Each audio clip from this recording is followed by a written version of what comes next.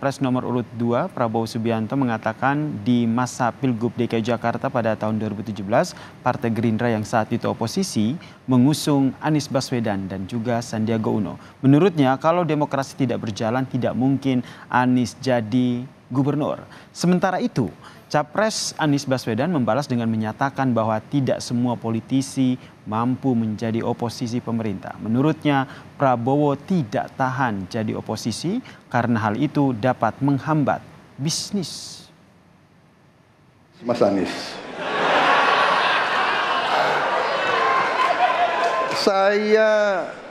saya berpendapat Mas Anies ini agak berlebihan. Mas Anies mengeluh tentang demokrasi ini dan itu dan ini. Mas Anies dipilih jadi gubernur DKI menghadapi pemerintah yang berkuasa. Saya yang mengusung Bapak.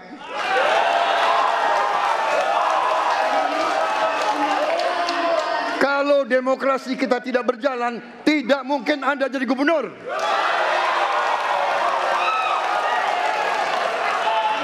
Kalau Jokowi diktator, Anda tidak mungkin jadi gubernur.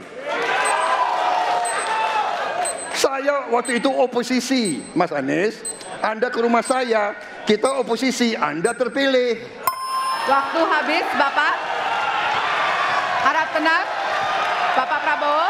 Baik, para pendukung. Ketika kita menghadapi sebuah proses demokrasi, di situ ada pemerintah dan ada oposisi.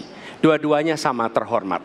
Dan ketika proses pengambilan keputusan itu dilakukan, bila ada oposisi, maka selalu ada pandangan perspektif berbeda yang membuat masyarakat bisa menilai. Karena itu oposisi itu penting dan sama-sama terhormat. Sayangnya tidak semua orang tahan untuk berada menjadi oposisi. Oke? Seperti sampaikan Pak Prabowo tidak tahan untuk menjadi oposisi. Apa yang terjadi? Beliau sendiri menyampaikan bahwa tidak berada dalam kekuasaan membuat tidak bisa berbisnis, tidak bisa berusaha. Karena itu harus berada dalam kekuasaan. Kekuasaan lebih dari soal bisnis, kekuasaan lebih dari soal uang, kekuasaan soal kehormatan untuk menjalankan kedaulatan rakyat. Kita bahas perdebatan antara Capres Prabowo Subianto dan juga Capres Anies Baswedan soal oposisi ini. Sudah bergabung bersama kami pengamat politik dari Universitas Sumatera Utara, Bang Warjio di Kompas Malam. Salam sehat, Bang Warjio. Salam sehat semua, pemirsa Kompas TV dan semua. Mudah-mudahan kita bisa asik menikmati perdebatan ini. Terima kasih. Oke, ini salah satu yang menjadi fokus perdebatan yang cukup mencuri perhatian, yaitu perdebatan antara Capres Anies Baswedan dan juga Capres Prabowo Subianto soal oposisi nih. Tanggapan Anda atau Anda melihatnya seperti apa nih, Bang?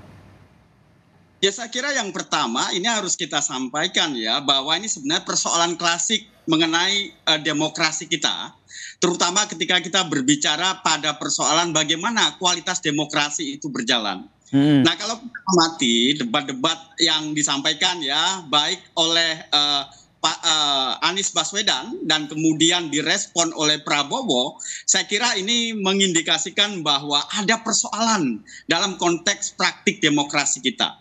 Karena bagaimanapun ketika kita berbicara persoalan demokrasi, tentu ada 3 hal besar yang menjadi konsentrasi kita dahulu ya. Sebelum kita nanti bagaimana memahami apa yang dipikirkan oleh Capres Prabowo dan kemudian oleh Mas Anies ya dalam kaitan ini ya. Kalau Mas Ganjar kan nanti saya akan jelaskan lebih lanjut. Kualitas demokrasi itu paling tidak ditentukan oleh 3 hal penting ya, paling tidak menurut Wolfgang Merkel ya. Dia katakan bahwa itu terkait dengan freedom, kemudian terkait dengan kontrol, dan kemudian equality. Freedom itu terkait dengan rule of law, kemudian ada individual liberties, dan kemudian ada public voice. Sementara kontrol itu terkait dengan governmental autonomy, kemudian juga ada manual orientasi, dan kemudian yang ketiga adalah vertical accountability. Sementara equality itu menekankan pada transparansi, dan kemudian ada partisipasi, dan terakhir ada inclusion. Artinya apa?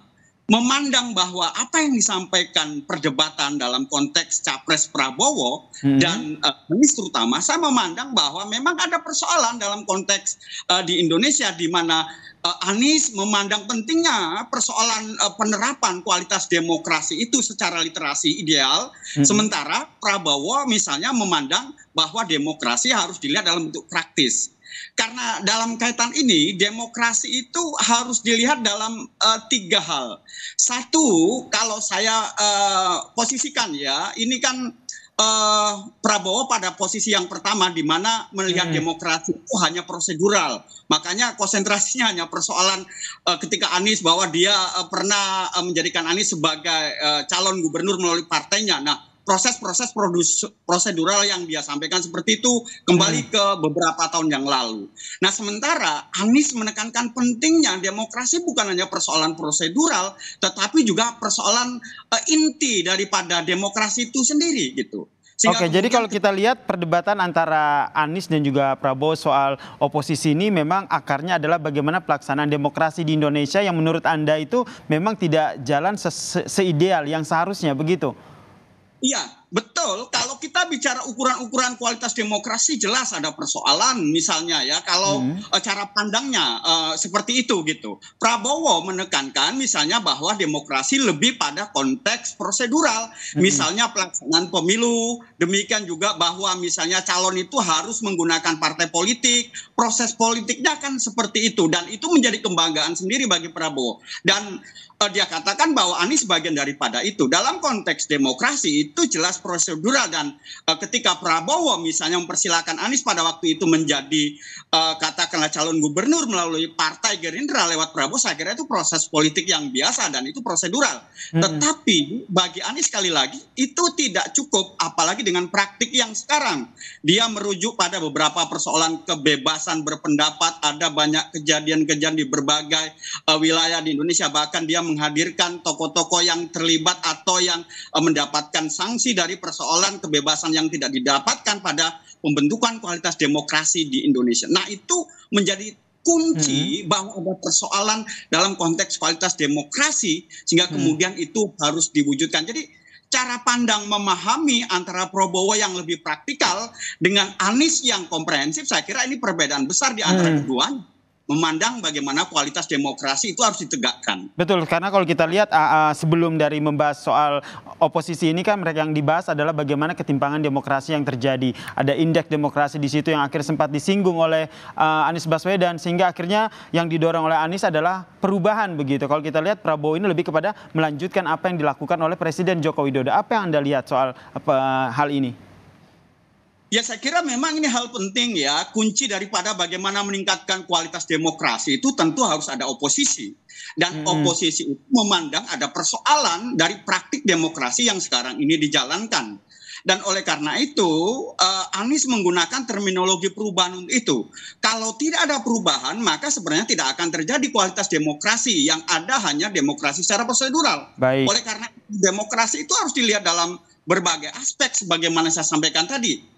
Dengan konsentrasi kepada 3 hal, freedom, control, dan equality ini, itu juga harus dinilai bagaimana rule of law-nya gitu ya.